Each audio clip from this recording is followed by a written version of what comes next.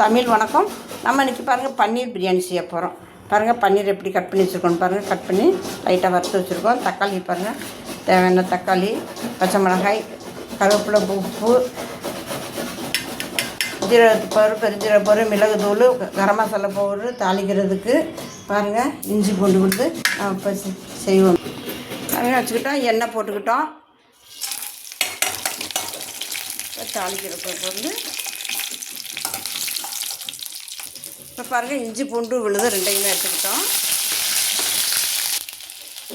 பாருங்கள் வெங்காயம் நைஸாக போட்டுக்கிட்டோம். பாருங்கள் இதெல்லாம் இப்போ வதங்கிட்டு இருக்கு.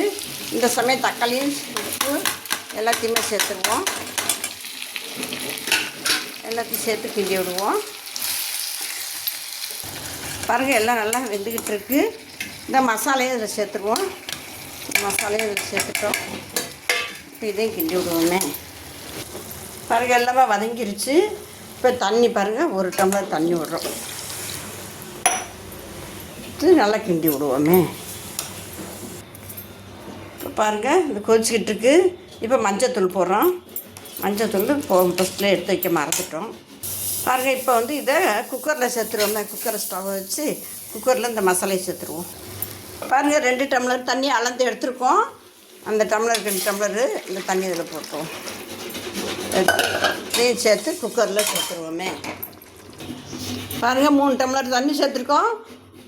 1.5 டம்ளர் அரிசிக்கு 3 டம்ளர் தண்ணி சேர்த்துருக்கோம். பாருங்கள் கொதிக்க ஆரம்பிக்குது. பாருங்கள் நல்லா கொதித்து வருது. இந்த சமயம் அரிசி சேர்த்துருவோமே. இந்த சமயம் பாருங்கள் இந்த புதினாவை போட்டுருவோம். புதினா போட்டு கொதிக்குது. இப்போ அரிசி சேர்த்துருவோம். பாருங்கள் அரிசி அரை வேகத்தில் இருக்குது. இன்னும் கொஞ்சமாக வேகணும். இன்னும் கொஞ்சம் மூடி வச்சுருவோம். பாருங்கள் நல்லா வெந்து வருது. இப்போ இந்த சமயம் பாருங்கள் ஒரு 2 ஸ்பூன் நெய் போட்டுருவோம். நெய் போட்டு கிண்டி விடுவோம். பாருங்கள் அரிசி முக்காப்பாக தான் வந்துருச்சு. தம்மு போடுற அளவுக்கு வந்துருச்சு. இப்போ இந்த பன்னீரை அதில் சேர்த்துருவோம்.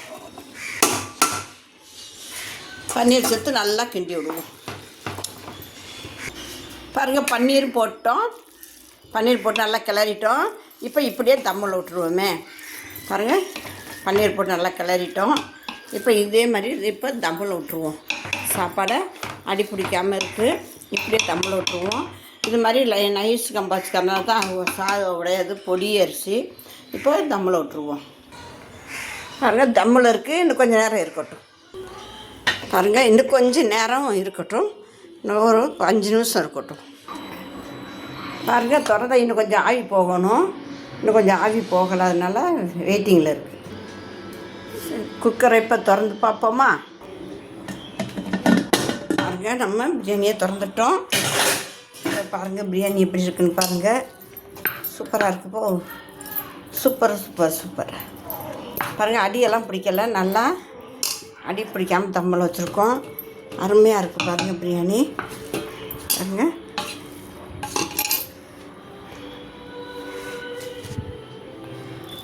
அடியெல்லாம் பிடிக்கலை. நல்லா இருக்குது.